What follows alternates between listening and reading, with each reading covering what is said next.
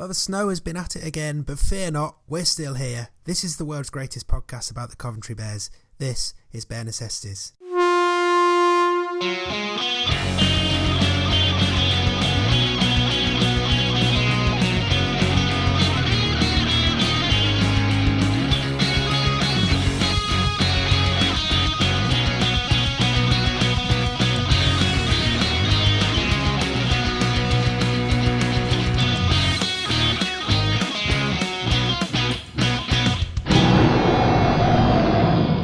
Welcome to Bear Necessities, the podcast all about the Coventry Bears. We live at covbearspodcast.com. We're at covbearspodcast on Twitter, and you can find this show on Apple Podcasts, Stitcher, YouTube, and anywhere else you get your podcasts from, pretty much.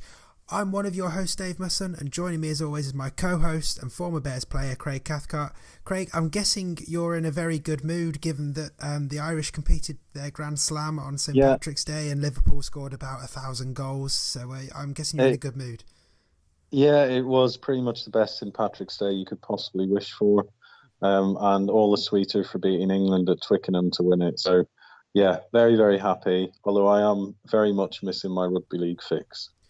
Yes, me too, because as you will be aware, listeners, we don't have a game to talk about this week because the snow returned, the Beast from the East 2, or the Mini Beast from the East, or just the persistence of winter, whatever you want to call it. It forced the game to be postponed. But that doesn't mean we won't be talking about anything in this episode, because if it did, it'd be a very short episode. We've got plenty to get through in this show today. So coming up, we've got your Ask Mr. C questions, and they are sandwiched in between two really cracking interviews that will help tell the story of the club a bit more and give you a bit more of an insight into what's going on at the Bears. So in the first interview, Craig spoke to Bears team manager Conor Kelly, not only about his role at the club, but also about the development of rugby league in Ireland, which was a really interesting chat. And then second, I spoke to the man spearheading the new Bears supporters group, which is hosting its first meeting at this weekend's match. So both great chats. Make sure you do check them out. Don't go skipping through any of them because they're really well worth listening to. And also, while we're plugging things, make sure you check out this week's episode of the League One show if you haven't done so already, because they were kind enough to have me on as a guest. You can find that podcast in Apple Podcasts and in the Our League section of rugby-league.com. They've always been really supportive of our show. They're always willing to play audio from our post-match interviews and give us a plug. So to be asked to be a guest on their show was very, very flattering. So do check them out and give them some support. Yeah, well done on that, mate. As I've said to you before, I mean, I listen to a lot of podcasts, but the League One show's the one that I religiously listen to. It really is the best rugby league podcast out there, and I'm not just saying it. And yeah, as you said, they've been really supportive, and it's really good to get on the show. Really, really, really good. Indeed, big up to the League One show. Anyway, to start off our show, before we get into our interviews and Ask Mr. C questions, we do have a bit of Bears admin for you. So first off, we've got a new player to tell you about who has signed for the club since we last recorded.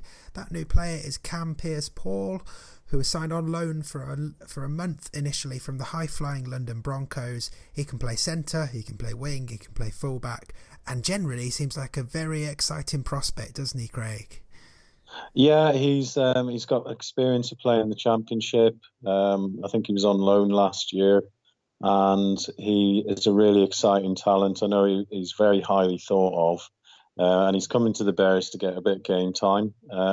Hopefully he'll make an instant impact, and he's certainly the guys across the backs have been playing really well, but getting some more competition in there and improving the squad's only a good thing, really. Yeah, competition for places is exactly what you want. It will just push everyone else.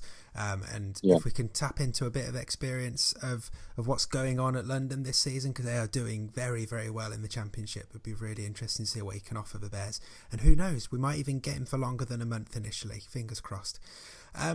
Second up, not such good news this. So club captain Chris Barrett, he unfortunately broke his leg in the Hemel game, and hooker Lewis Lord also broke a bone in his foot in the game against Dissington. Real blow this. Both players have started the season really, really well. Both important players. We obviously wish them both speedy recoveries, but it's a real kick in the teeth for those guys this early in the season, isn't it? Yeah, it's a massive blow, I would say. Chris Barrett's, he's a record appearance holder for the Bears. He's been ever present since they've been in League One. He's captain this year. The appearances he's made so far this season, he's just been, he's stepped it up another notch. So really, really sad to see him out, and it looks like a fairly long-term injury. So I hope he comes back, as soon as possible, really. Lewis Lord as well. I mean, that's really disappointing because we've got a really exciting player there in him. I really felt like he was going to be someone who could help drive the Bears forward this year. I mean, he was superb in the games that he played. Hopefully, I don't know how severe the injury is, but hopefully he'll be back at some point this season because, as I said, he was really, really good. And it's injuries like that. I mean, you can put players in their position, but again, it's things like the squad depth, isn't it? And losing a couple of important players. Someone like Chris Barrett's a big influence in the dressing room as well. So,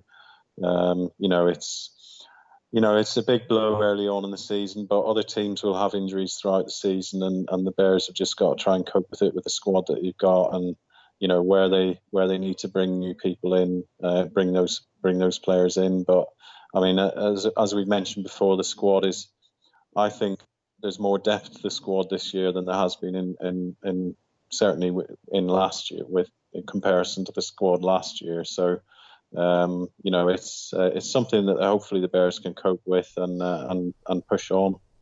Yes, definitely. Anyway, on to some more exciting things now, more exciting than injuries. So, in case you weren't aware, this Sunday's game is no longer going to be the Bears hosting the West Wales Raiders in Betfred League One. Instead, we're finally getting round to playing Pilkington Rex in Challenge Cup 4th round rearranged tie, the game that was supposed to be last week but didn't happen because of the snow. It's been rearranged to this Sunday at the request of the RFL, which means that the West Wales Raiders game will have to be rearranged subsequently for later in the season. It also means that season tickets don't count for this Sunday, so if you're going to come along, which you obviously will, do make sure you pick up a ticket. Now, we previewed this game pretty well on last week's show, so we won't repeat ourselves. If you want to go and check out that preview, then go and check out last week's show. But in short, it's going to be a damn tough afternoon for the Bears on Sunday. But what we are going to talk about now, the fact that if the Bears win, we now know the prize because the draw for round 5 of the Challenge Cup was made earlier this week. And the long and short of it is that if the Bears can triumph on Sunday, their reward is a trip to the Widnes Vikings from Super League. Craig, happy with that as a draw? Yeah, just amazing. Before the draw happened, I was hoping for a game against a Super League club, and Widnes are a club that I've had a soft spot for a number of years, ever since they had Jonathan Davies playing for them. They were a massive club at that time. They've gone through changes over the years. I believe actually there is a Coventry connection. I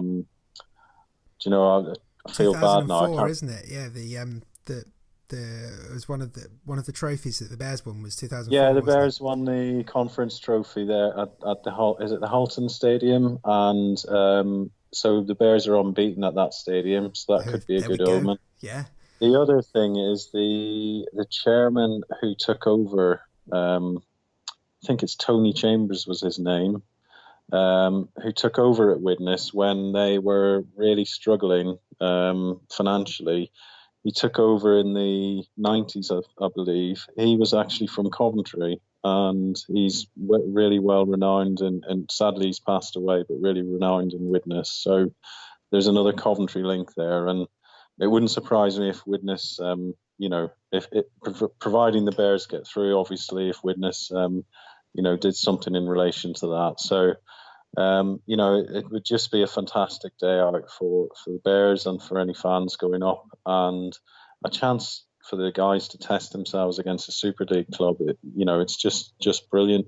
The flip side of that, obviously, is that Pilkington also see this amazing opportunity, and I'm pretty sure they'll be coming down completely fired up and wanting to get a result against the Bears. It's a massive opportunity for them. to play a club which is local to them, really. So they will be massively up for it. But I'm hoping the lads can get through, and it will be in this sort of already been an amazing season with the Bears playing Leeds and getting through to this round of the Challenge Cup for the first time. It would be an amazing thing in the 20th anniversary season. It really would, and as you say, it's as much motivation for Pilkington Rex as it is for the Bears. So it's going to make what was already going to be a tasty game on Sunday even tastier. So you should definitely get down to the Butts Park Arena to come and cheer the Bears on, and hopefully cheer them on all the way up to Widnes. But enough getting excited about possible trips to Super League teams for now, because I think it's going to be time for us to check out Craig's interview with Bears team manager Conor Kelly. So, as I mentioned at the start of the show, really, really great chat this one. Interesting behind the scenes stuff with regards to the Bears, and some fascinating chat about the growth of the game in Ireland. So here it is. Enjoy. So I'm joined here today by Conor Kelly, who's the team manager at Coventry Bears. Hello, Conor. Hi Craig, how's it going? Yeah, not too bad, mate. How are you? I'm good, thanks. Yeah. A bit disappointed we don't have a game to talk about this week, but second one in 3 weeks, isn't it, or 4 weeks? Got caught by the weather. I know it's a bit frustrating considering we're in a summer sports, but yeah, that's what it is. So it means a few more games still. Yeah, maybe the odd midweek game to catch up, perhaps, but we'll have to see, won't we? So, but yeah, anyway, just thought I'd start by asking you to tell me a bit about your role at the Bears. Obviously, we got listeners on the podcast who will probably have met you and stuff and seen you at games, but it'd be good to get an idea of what your role entails. Yeah, it entails quite a few things. Mainly, I suppose, we'll start on the match day is just making sure the team have everything they need. So, making sure the kit's sorted out with our kit man, and welcome the away team, the match officials, doing some of the admin stuff of getting the team sheets in and up to the press and so on, and just making sure everything runs smoothly from that side of things. Away from that during the week, it's a lot of just doing a bit of admin, submitting the squads, and just making sure again the lads have what they need. Or and if there's anything to be done, generally outside the coaching that I can do, I tend to get that done. So there's not. I could go through a list, but I don't want to bore our listeners. So. Yeah. So, the first thing to say is listeners will note from your accent that you're not from the Midlands in England. Obviously, a bit of an Irish accent there. So, first of all, how did you get into rugby league, and how did you then get involved in the Bears? Yeah, I suppose I was playing rugby union back home in Dublin, and my dad's quite a keen sports fan. And I remember I used to sit and watch on a Friday night, watch the Super League. Yeah. Particularly in the early 2000s when Wigan were quite dominant, and you had Bradford, the great Bradford team, of course. Yeah. And I took a particular liking to one Brian Carney, given the Irish connection there. So, I suppose from then I always kept an eye on it. And then when I got to 18, I made a decision to swap from playing rugby union to playing rugby league with the Dublin City Exiles. Yeah. I haven't really looked back from there. I played for a few years and spent quite a bit of time doing admin and coaching in Ireland before I came to Coventry. Yeah. And so did you get offered the job in Coventry, or did you move to Coventry? What was it that drew you here? Well, what I think at the time that Coventry went into League One, or at least that was announced, it was I know personally I was looking for a challenge over here in the UK in terms of rugby league, because I'd done quite a bit in Ireland. I just finished up coaching Ireland under 19s for their first ever games. Yeah. I've been involved in quite a few. Gone to a World Cup and been involved at pretty much every international level in Ireland that there was, and every level of the game. So it was time for me to try and find a new challenge. And then when I found out, obviously Coventry were going into League One, I thought it'd be a good fit, because I knew Alan previously from the Ireland tour to Philadelphia in 2011. Yeah. So I sort of touched base initially just to come over and just see what it was all about, and then from there I've ended up being here for over 3 years. It's my fourth season now, so. Yeah, no, and going on, I mean, talking a little bit about that Irish connection at the Bears. Obviously, people familiar with the Bears will know that Alan, the CEO, is from Northern Ireland. There's been various players throughout the years who Irish players that played for the Bears. I think at one point in the early years there was probably 4 or 5 Irish players in the team, and then more recently as well. I mean, it seems the Bears have been searching for Irish talent. There was Mikey Russell last year. There's been other Irish players. Is that something you've been involved in, and do you think it's something that will continue? Yeah, it's something I think any of the Irish guys have come over. So we've had, I mean, we obviously Mikey Russell's the standout one. He was superb for us last year, and part of me is still hoping he'll make an appearance or come back at some stage this year. So we'll wait and see from that side of things. But Peter Ryan's another guy who the fans won't have seen yet, but he's a promising young player who's come over. Yeah. Then we had James Kelly on loan, and we've had some other young guys come over and play with the CLS team too. So, I mean, it's an untapped resource really in Ireland. Yeah. I mean, there's some fantastic players who come through the system. I mean, players like Matty Haddon, who's at Rochdale now and is a regular at Rochdale, is someone who wasn't really looked at because he was playing in Ireland, and so he had to come over here to get a chance. And Mikey's another one who, again, wasn't a lot of clubs he wasn't on the radar. So whereas he is now, so it was a bit of a coup for us to get him. Yeah. And to see him develop the way he did was a real positive. Yeah, absolutely. Obviously, my connection with a lot of players, having coached and played back there, is helpful, and I know a lot of the coaches. So yeah. I know I'm always speaking to Tom about players coming over and,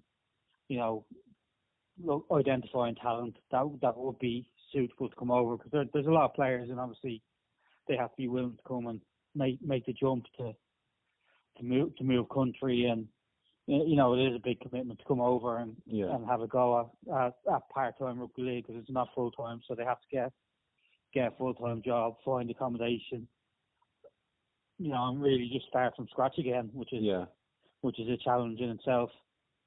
And it's a big risk, I guess, if they're maybe already earning a few quid playing for union clubs or whatever in Ireland as well, to make that step and come over to play for the Bears in a league that they've never played in before.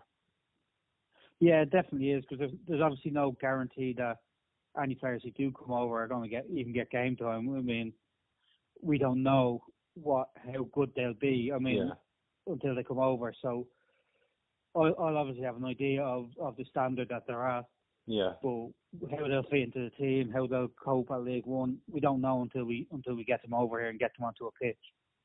Yeah. And that was the big question mark for Mikey, was whether or not how he would cope really with League One, and I think everyone who's seen him play will attest that he coped quite well with it. He excelled at it. So there's a lot of players like him. Yeah, there's a lot of players like him back in Ireland, but he's probably for me personally, he's the pick of the bunch. Yeah. But there are a lot of talented players there, young players coming through. Yeah, so and hopefully we'll see more. Yeah, and thinking about, obviously being from Northern Ireland myself as well, I've kept track of what's going on with Irish Rugby League, and it seems to me sort of 5 to 10 years ago maybe there was a bit of an explosion in the number of clubs starting up, and it has to be said most of them were rugby union clubs playing, some were rugby league, but there seems to have been a bit of a drop off in the number of clubs over the last 5 years, and so what's the state of Irish Rugby League at the moment domestically? How's it going? Yeah, I mean, you mentioned there a few years ago there being, I wouldn't say there was 12 teams, or at least there was advertised at 12 teams. And I know from being heavily involved that wasn't a realistic number. Yeah, there were 12 clubs, but some of them only played one game and then disappeared. Some played 2 games. Yeah. I mean, I think there's a solid 6 to 7 clubs in the country at the moment. Yeah. You know, and at that, there's probably only, I mean, not to be honest, there's probably 2 or 3 that are really successful. So we saw the Longhorns compete in the Challenge Cup this year which is the first time in 15 years, I believe. Yeah. That an Irish team has competed in the Challenge Cup. Yeah, they got beaten quite comfortably by West Hull, but West Hull are one of the best amateur teams in the game. Yeah. So they held their own, and you know, I believe they got a lot of respect from West Hull after the game. So there are some teams there who are high quality. There's a lot of top players. Yeah. But again, it boils down to a lot of them are playing in the summer to keep fit, which is always going to be a challenge when you have such established rugby union. There's no real pathway at the moment for players. Once they get into the domestic setup, they can obviously kick on to play international level, but that's 2-3 games a year. So at the moment, the most games a top player will play is probably 10 to 12 games. Yeah. And obviously you compare that to coming over to League One. This year, I believe we 26 games without any cup games. So, you know, you could be talking. We're looking at playing 28 games this year. So it's a much bigger demand on a player and than what they're doing at the moment. So I think that there's some still work to be done. It's a great, like I said, it is an untapped resource. There's some great players coming through. There's some great young players. Yeah. In fact, we've four young players coming over soon from the Ireland under-19s, which I'm involved in managing. They're coming over for a week to train with the team. So that'd be good. There is a desire for these young lads to come over and see what it's all about over here and see if they can test themselves at this level. And I think that the sooner a solid competition is put in place in Ireland where there's regular fixtures, the better. Yeah. Because at the moment, playing 5-6 games a year isn't going to develop a player enough. No. And that's the challenge that Rugby League Ireland will always face, and we'll always have that challenge until we get 10 strong teams, 12 strong teams playing each other home and away, so playing for a good 6 months of the year. Yeah. That's the goal, really. A lot of people talk about a League One team in Ireland or a Championship team in Ireland. In my opinion, before they do that, they have to have a solid domestic competition to draw those players from, so that they have that player pool. I think I'd agree there. I think in Ireland, I think probably you could go for, if someone wanted to put loads of money in, you could probably try and put a Super League team in place, but that's just supplanting a Super League team there. Yeah. In terms of a League One club, I mean, you can see with the Bears the struggle to get, set up pathways and get players in from the local area. It'd be even harder in Dublin in terms of isolation and trying to get players to come in. So either it would have to be a big massive investment, or a gradual improvement of the setup first, and then building on that. And obviously we've seen in Rugby League that a big massive investment isn't sustainable long term. So we've seen a number of clubs pop their head up, and then once the money dries up, or the person with the money decides that they're a little bit bored, they'll pull away from the game and put their money in somewhere else, and then that's at the detriment of the club. So for me, the long-term plan for Rugby League Ireland should be to get a solid domestic competition. And I know that's something they're working hard on. Yeah. And there's some great guys from a lot of work in, people like Ricky Egan there. They work tirelessly on getting the game to where it should be. Yeah. And hopefully for their efforts that we see that happening soon. Yeah, it does sound promising, and as you say, there's people who are very passionate about the game, and there is clubs there that want to build on what they've got and get more successful. and hopefully the Bears will continue to be able to look at talent there and use the Irish scene as an untapped resource, really. So carry on. Sorry, as long as myself and Alan are involved. I know Alan's always on me about Irish players, and I'm always looking and speaking to my contacts back home about who they are. I'm sure as long as Alan's running the club and I'm involved, there will always be an opportunity for those players to come and have a crack at League One, or at least put their hand up to play for the Bears. And if they're good enough, then obviously Tom's very good at giving these players a chance to prove themselves. Yeah, that all sounds great. I mean, so that leads me on really to the Bears, back to the Bears really, and this season. So there's been a bit of a change of approach, and we've discussed it with Tom, and I think we've discussed it with Alan as well. So how do you think things are going this year, based on this change to try and bring in locally based players? I think it's gone really well. You just have to, I know from being at training sessions previously where you're getting messages from guys from travelling down the M6 or the M1 saying, the M6 is short, I won't get training, so you're missing out on 6-7 lads not getting the training, which then has an impact on the weekend. Yeah. When they can't make training Tuesday, Thursday, but they play on a Sunday. Yeah. It has an impact on the performance of the team. I think we saw, particularly in the Hemel game, those who watched the Hemel game, we saw defensively how the players play for each other. Yeah. And that's a sign of a team that's been training together, that's been working together. Yeah. And it'll only get better. It is a new approach, so it is going to take time. Obviously, we've got some great players in this year. I know on the podcast, everyone's always you guys, yourself and Dave are always talking about Ben Stead, but he's been a fantastic signing this year. We've got players like that from the All Golds and, from the locality. People like Chris Vitellini has been superb. He's been a great recruit. And these players are just adding to the quality of the squad. And I think we will, once everyone gets used to playing each other, because at the end of the day, they've only had a handful of games. Yeah. Not even a handful yet. So as they play more, as the guys get to know each other, I think they'll only get better. And I think it'll be one of our best seasons yet, I'm hoping. Purely because of the cohesion of the team and and the fact that we're training together regularly is a massive benefit compared to previous seasons. Yeah, and I think I've seen definitely a more of a buzz about the squad. And the first weekend game against Doncaster was was hard for them to take, but since then they've reacted really positively, haven't they? Yeah, they have done, and to be fair, looking at Doncaster's results since then, I mean, how easily they brushed aside Newcastle at the weekend. Yeah. And Newcastle are a very, very strong team. I'd be surprised if Doncaster don't go up this year. Yeah. Because it's for me, and I know speaking to the other guys in the management team, you're looking at Bradford, York, and Doncaster from what we've seen so far.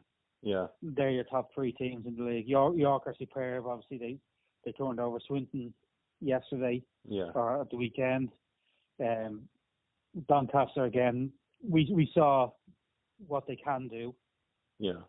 And then Bradford, obviously, it goes without saying that they're going to be favourites. Yeah. With the budget that they have, with the players that they have. Yeah. So I think, the result wasn't great, and we've taken into the fact that Hakim Maludi scored half of their points, and he's a Super League halfback. If you take it all into consideration, our first hit out in anger, I think the lads it was an eye opener. It was a bit of a awakening, and they kicked on from that. So yeah, absolutely. You can really tell that they've worked hard to turn things around really in the last, winning back-to-back games and hopefully another win at the weekend as well. So I mean, fingers crossed. Yeah, I mean, there is a real possibility that we can have a few wins on the bounce, which is very rare. Yeah. So obviously we have to approach those games with the right mindset and give everything we have, especially this weekend. Yeah, yeah. Absolutely. And just finally then, one thing to ask you is, if there's one thing you'd like to get out of this season, what would it be? Oh, that's depends on who I'm asking. I'm sure, or who's listening. Yeah. But I think for the team, I'd like to see the team finish in the top 10. Yeah. I'd really like to see them turn over a few of those northern teams, Yeah. like Keighley's and Oldham's, and just really go up to some of these rugby league strongholds, or so-called strongholds, and just show them what Coventry Bears are about. Yeah. We've gone up there before. We've put it to teams, but I think we need to get a win. We need to get some results. Yeah. Out of some of these games. You know, Workington obviously last year was a real one where we had a real opportunity to get something out of it. Yeah. Out of the game, and we just missed out by a point. And Yeah. you know, I'd like to see some of those results go in our favour. You know, some of those tighter games when we really put it to teams like Keighley, and I mean, I know there's some talk in the media at the start of the season about, you know, Keighley putting up big scores on teams, and every time we've played them, we've given them a good game, and I think they're a team that we can upset, but they're not the only ones, obviously. Yeah. You know, we have to target every team as a win. Yeah. You know, we have to target every team as we have to go in hoping to win, not target them as a win. Go in with a mindset of winning, and then we'll see where we go. But I really want to see the lads get some more wins under their belt than previous years. Yeah. I think the work they put in so far in pre-season and in training every week, I think they deserve it. And they are a great group of lads. So, you know, I'm hopeful. I'm hopeful for this year. No, that all sounds very sensible to me, and it's pretty much along the lines of what I said I wanted at the start of the season was to get get into the top 10, get some wins against more established teams. So, but yeah, cheers, Conor. I mean, that's been a really interesting chat, and you know, thank you so much for joining us on the show.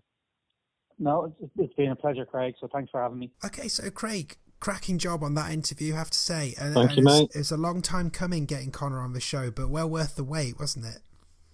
Yeah. Conor is someone I've wanted to have a chat with for a long time, really. Obviously, there's the Irish connection, and fascinating, really, that someone who grew up in Ireland, in Dublin, has such a big involvement in rugby league, and you know, contributes so much to the Bears and rugby league in general. So, you know, he's you know, it was definitely a really interesting chat, and I actually learned quite a lot about him that you know, that I hadn't known before. So, you know, and I think the stuff he said about Irish rugby league, I mean, it'd be brilliant to get rugby league properly off the ground in Ireland and create something there, because there's a lot of people who are really passionate about the game, and you know, they really deserve to get something going in Ireland. You know, but as I said, Conor's a very interesting chap and very approachable. So you know, anyone that goes down to the games, have a chat with him, and he'd be more than happy to have a chat about the Bears. Yeah, great stuff, and yeah, the stuff about the growth of the game in Ireland was fascinating as well, and. Yeah, I'd certainly be keen to if Conor and his contacts out there unearth more Mikey Russells, then I'd certainly be keen for them to come and have a stab at League One with the Bears. So yeah, lots of good stuff there. Okay, so don't forget there is still another interview coming up later in the show where we're talking Bears Supporters Club. That's going to play out the interview because to give you a sneak behind the scenes, as I'm saying these words and recording them, that interview hasn't been recorded yet, so that's going to go right at the end of the show so we can piece everything else together, and there's minimal delay getting the show out for you this week.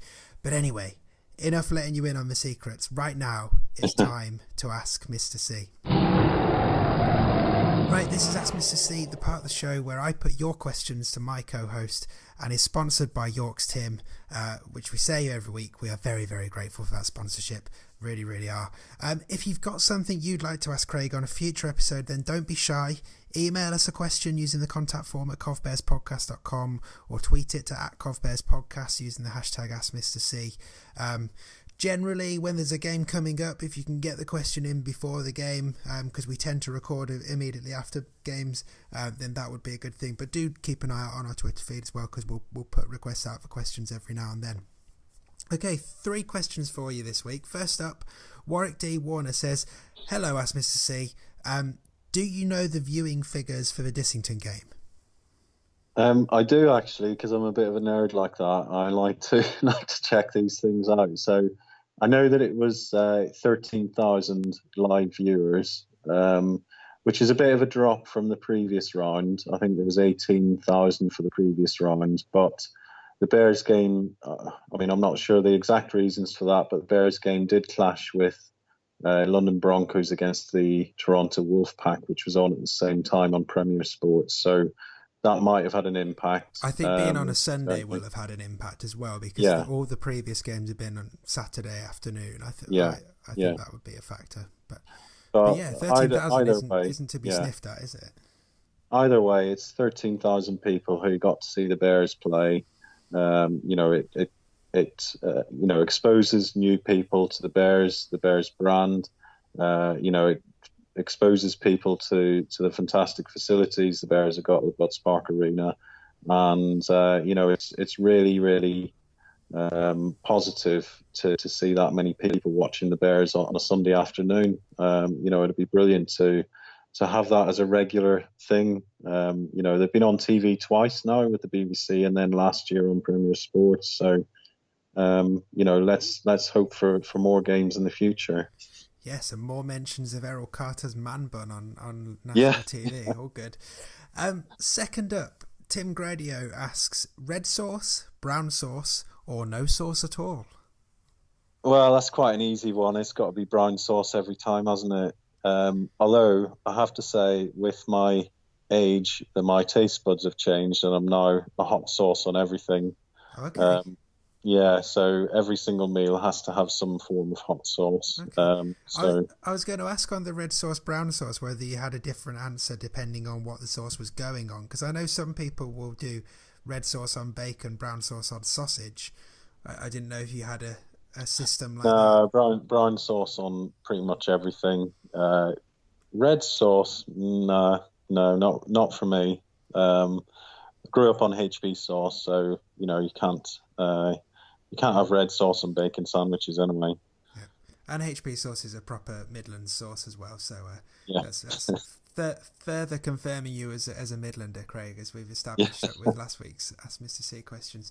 And lastly for this week, our sponsor York's Tim asks, does original Mr. C, that's you, Craig, do you think that the next lot of snow will jeopardise the Pilks rearranged fixture, which I'm slightly worried about because I haven't seen any forecast for snow?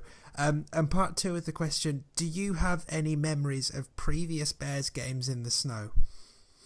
Well, the answer to the snow thing, I really don't know. I think the snow is rumoured to come on the Easter weekend, so I don't think it's going to have an impact this weekend. Let's hope it doesn't, because as far as I know, there's only 3 or 4 blank weekends, isn't there, in the whole season? So yeah, and it's a summer sport. Like, we've had enough of this snow. And I'm pretty sure Pilkington want to get the game played as well. So let's hope not. In terms of Bears games in adverse weather, the only thing I would say is that although it's supposedly a summer sport, the season has got so long now. You're pretty much starting the season at the tail end of winter and finishing the season as you head back into winter, particularly in the Super League. And I mean, in League One this year, the Bears have got 26 games, so that's a long old season. So I think this myth about rugby league being a summer sport is exactly that. It's a bit of a myth. There's certainly big chunks of the season where the weather is definitely not 25 degrees and sunny. So, but yeah, as I said, hopefully there won't be any disruption this weekend and the game will go ahead. There wasn't one thing. I did think there was another question as well. I'm pretty sure Fatboy Rob also asked about my Twitter handle. He did, yes. He asked if you're the original Mr. C. Yes. Forgive me, Fat Boy Rob, I did not write your question down in preparation for this, but I do remember it. He asked, if you are the original Mr. C, then why is your Twitter handle not just Mr. C? Which is an interesting question. I'm very intrigued to hear the story. Well, it should be in reality, but I'm a relatively late comer to Twitter, so yeah, Mr. C was gone. I did try initially to use that as my Twitter handle, but no, it was gone. But yeah, I mean, the story around it is not particularly exciting. I used to be Mr. C on Xbox Live, and then they wrote to me and said someone else has got this gamer tag, so I had to change it to something, and they suggested the original Mr. C, so that's what I went with, and that's what I'm on Twitter as well. Okay. But actually, it was quite a good thing, because when my gamer tag was Mr. C, I used to have drunken gamers singing shaman songs at me. So yeah, it was probably a good thing in the end. It's nice that you got a letter from Xbox as well. Not everybody gets that, so some special treatment for you there. And I hope that answers your query, Fat Boy Rob. And again, apologies for not writing down your question in my original list. I will do some lines as form of punishment. Okay, so if you've got a question you want to ask Craig on a future episode, and as we said already, don't be shy. Send us an email. There's a contact form at covbearspodcast.com, or you can just go covbearspodcast@gmail.com, or you can tweet it to @covbearspodcast using the hashtag Mr. C. You send us the questions, I'll ask them to Craig, and of course, this section is sponsored by York's Tim, and we're very, very grateful for that. Okay, that's just about it for this week's show in terms of me and Craig talking. As we said, we've already previewed the Pilks game, and we made our predictions last week, and I think we're standing by our predictions. Obviously, there's the added bonus of the fact that if the Bears can win on Sunday, they get the trip to Widnes. I mean, Craig, I'm still confident of the Bears win, and I'm just hoping that we get a good crowd down there.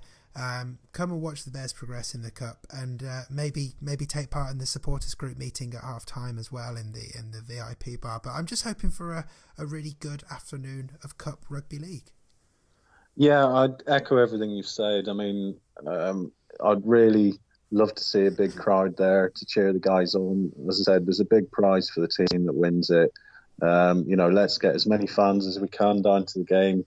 The Bears have been playing really good rugby so far this season, and it'll be an absolutely cracking match. So one that I'm really looking forward to, and as you said, a big prize on offer. So it'll be a really good game, I'm sure.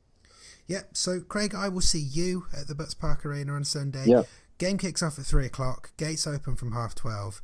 Bring some pocket money, buy some merch, have some drinks, watch the Bears. And we'll be back next week to talk about the game. But to play us out, obviously we will play out with the theme tune at the very, very end of this episode. But to play us out now, here's my interview with Stuart, who is setting up the Bears supporters group. So you can find out more about how you can get involved in that. The first meeting is planned for this weekend, I think before and at half time of the game. But we'll go into that more in the interview.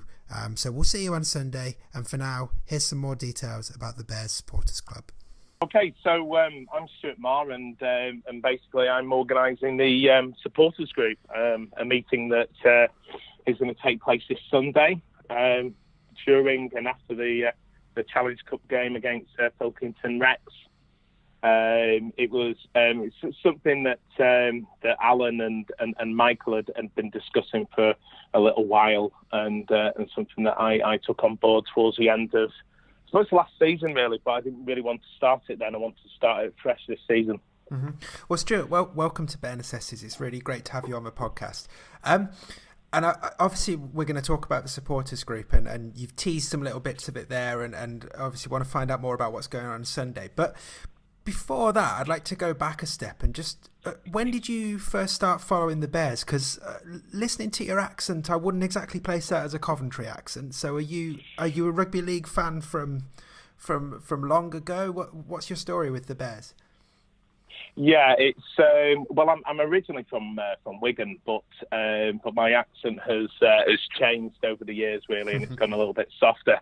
But yeah, massive rugby league fan, and it all started really when I think I was bemoaning the fact that there's many games on Sky, etc. But I couldn't get myself to see a game, a live kind of Super League game.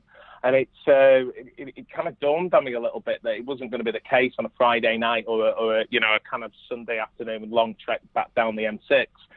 And I kind of stumbled across them again, really, and saw that they were playing at the Butts Arena, and this is going back maybe 3 years ago, maybe a little bit more, a little bit sketchy on that, but.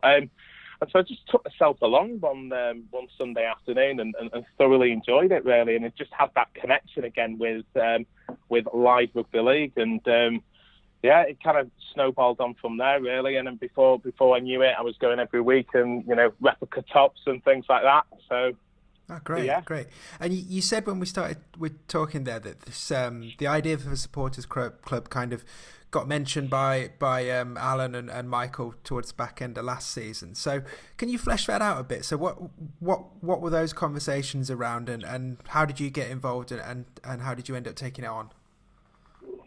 Well, it was I think it was last season. At the start of last season, they had a pre-evening opening ceremony, if you like, where it's a bit of a question answer with Tom and Alan and a few of the players as well. Mm-hmm. And it was really just kind of refreshing to see, really, in the 4 years really I've been going and watching them, how quickly they've come on and kind of emerged into this kind of, I don't say professional outfit, but hopefully you know what I mean. Yeah. Especially with the growing fan base. And following that meeting, or during it rather, I asked a question, and I basically said, as fans, what can we do more to support you? Because in the community, the Bears do so much, and I just felt that I was being. I hope this doesn't come across as being a little bit weird, but I felt a little bit kind of selfish that I was enjoying my Sunday afternoons, kind of really watching and enjoying the Bears, and I felt that I could put in a little bit more, if that makes sense. Totally makes sense. And so so I asked, what can we do? And a couple of answers came back, and then as the season progressed, I think it was following the Workington game, and I forget the score, but it was the one where the Bears came back. We were losing quite a lot, and then we came back, and unfortunately, I don't know whether it's a penalty or a drop goal with a couple of minutes to spare, and they won. Yeah, it was 29-28, wasn't it? It's burnt in my memory. It was. Yeah, well, this is that. I've tried to forget it now, but. And I just remember how the kind of the team responded as a result of the crowd, and it just took a kind of a Bears score to get back into it. And before you knew it, everyone was up on the feet, everyone was kind of cheering, giving support, and it's just a kind of a real collective. And following that, I was speaking to Michael Shires, and he suggested in terms of do I want to actually go ahead with this supporters group, really, and I jumped at the chance straight away. But going back to that, I just felt like it was a little bit kind of too late really to start at the back end of last season. I wanted to do it a fresh this time around, but I came back home and I was absolutely gutted following that result. And I was just chatting with my wife, and I just said how everyone came together, and wouldn't it be great if we could do that on a regular basis? So I'm not going to claim credit, but I think a number of people would be thinking the same thing about how if we all came together as a group and a fan base, we could really, be the 14th man, if you like, but Well, that leads nicely into my next question anyway. So I was keen to find out what your hopes and your plans for the group are. And I'm conscious that this Sunday is the first proper meeting, so you'll probably have a better idea after Sunday. But as we sit here talking right now, what do you want this group to do, essentially? It's been a long time in the making, hasn't it, with the postponements of recent games, etc. So I'm looking forward to this Sunday. What I don't want to do is I have a real enjoyment of going to these games, and the people that I bring with me, or the people that I talk to, share the same enthusiasm really, and the shared enjoyment of on a Sunday afternoon. You can forget about work on Monday. You can get down to Butts Arena and watch a decent game of rugby league. And I think that has to be at the core of everything, really, and it has to have that enjoyment. And what I don't want it to do is that I don't want to, kind of go ahead with 20 different points all at once and, turn it into a rather regimented group. What I want to do is, first and foremost, I want to get everyone together. Mm-hmm. And I know that I don't stick around as much after the games. I get back home, but I know that there's quite a number of people that do gather in the bar downstairs, and obviously chat to the players after the game, that type of thing. So there's already a connection there. And I just kind of want to bring everyone together so that we're aware of everyone, really, and possibly even, look at actually having kind of a home section where everyone's together. So when the Bears need us, kind of we're there to, it's going to be a bit cheesy, but roll them on. Yeah. And so that's one of the main aims, really, in terms of getting everyone together. And then kind of taking it from there in supporting the Bears with maybe like away trips. That's something that I want to discuss on Sunday as well, with some big games coming up possibly. Mm-hmm. And getting involved in some crowdfunding as well, getting something together maybe for the supporters group in terms of the 20th anniversary of the Coventry Bears, because I just, it was refreshing to go up to the members bar after the game against Dissington, and I probably pronounced that wrong, and seeing a couple of kind of Bears merchandise up there as well, in terms of posters and things like that. And I just think that we can put a real stamp on the Barker Butts Arena as our own. So to summarise it so far, getting everyone together, looking at getting some away games going, getting I suppose spreading the Bears name as well. And if we can do some fundraising, I don't know whether it's lotto or anything like that, so that we can put a little bit of money as well back into the Bears, and we can take it from there, really. Yeah. And I wanted to kind of gauge from that, where supporters wanted to go with it, because I met with Alan before the start of the season, and I had all these ideas, and I think I was getting above myself, really, and I was going from like getting businesses involved and things like that. And Alan, kind of brought us back down to earth a little bit and just said, look, what you've got that enthusiasm. Stick at those things what people really enjoy, and I think that's what I want to do, really. Okay, no, all exciting stuff, and we'll cover exactly when and where everything's happening on Sunday in just a moment. But just wanted to just take a sidestep ever so slightly. Something we always like to do when we get fans on the podcast, find out a bit about who your favourite players are, really. So if you had to pick a favourite Bears player of all time, in the whole time of you watching them, who would it be? And who's your favourite player in the current squad? Right, okay, well, in terms of going back, and I'm really pleased that he's rejoined us, really. But Jamal Hunt, really, because whenever in going back a few seasons, when we were getting a bit of a hiding every other week, he'd always kind of step up and you'd see a length of the field try from him, really. And I just think he's a bit of a crowd pleaser, and he gets you on your your feet really. So him for starters, and then I always pronounce his name wrong as well, but I always say, is it Eddie Medford or Medforth or something? Pig, basically. And I just and it's a shame, obviously, it didn't really work out last season for him, but again, I think as we started to tire a little bit in games, he was really, really strong in the centres, and I just think that he would just take anyone on. And again, it's just a really, really exciting player to see, really. And I think his first couple of seasons with us, he really, took the game by the scruff of the neck, and he got me hooked on it as well. So that those two are the real standout ones.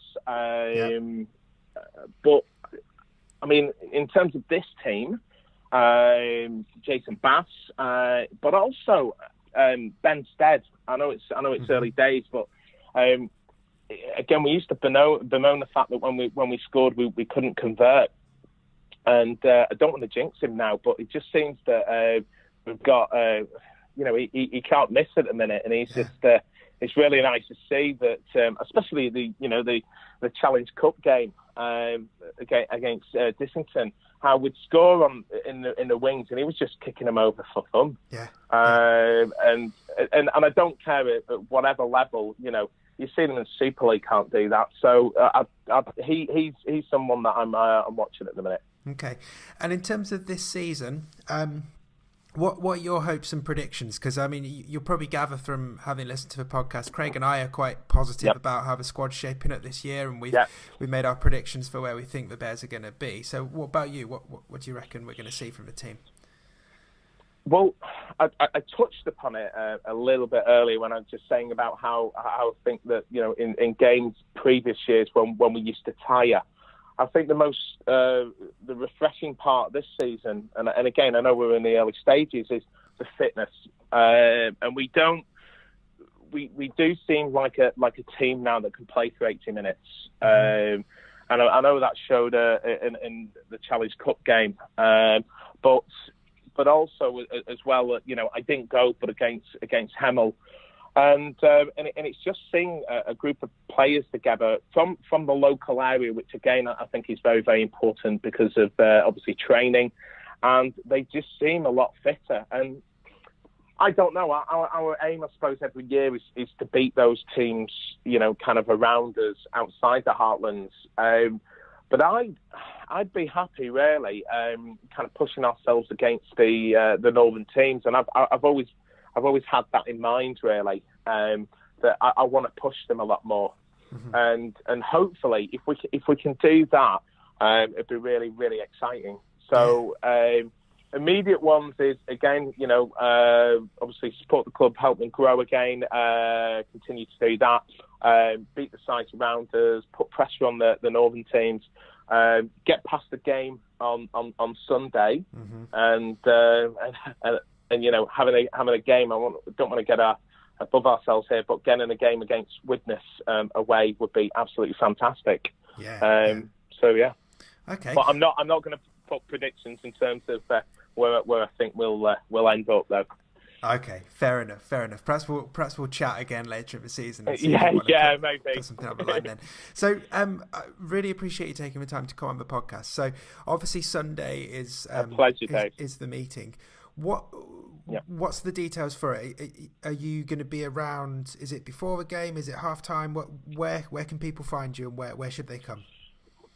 So what I want to do is want to get on the gates with Debbie a little bit earlier on, just to obviously make sure that everyone's aware of it taking place. And initially it was going to be at half time in the members bar upstairs, and that's going to be the same. But also as well, I know as mentioned earlier on that a number of people after the game stick around, have a few beers, and go in the bar downstairs, etc. So I do want to kind of do two meetings, really. So we'll address the people at half time that need to head off, and then we'll go down to the bar downstairs after the game and speak to people that are sticking around.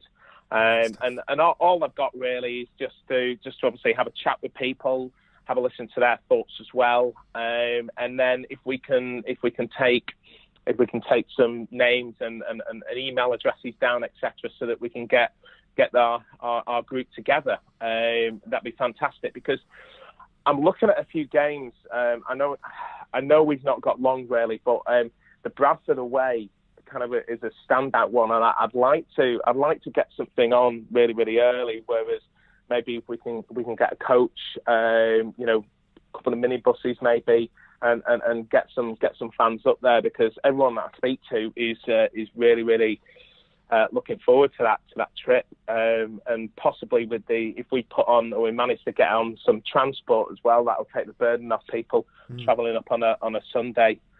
So they can maybe enjoy a pie and a pint or something like that. So come and find us. I'll be around anyway. Up at the members bar at half time. I'll be obviously on the front of the gate as well, and then at the full time whistle, hopefully celebrating our progression into the next round. Yes, second that. So brilliant stuff, Stuart. So yeah, if people want to check it out on Sunday at the Challenge Cup game, high five you on the gate on the way in, members bar at half time, main bar at full time, any or all of those combinations, all good. And yes, it's really exciting that this is being set up. Stuart, thank you for coming on the podcast. We'll get you on again later in the season, absolutely. And looking forward to seeing you on Sunday. Yes, me too, Dave, and absolute pleasure. And just want to say what you're doing is great. Absolutely fantastic. I was speaking to Alan about it, and he's really chuffed about what you're doing. So again, thanks, and I'll see you on Sunday. I'll get you a beer in.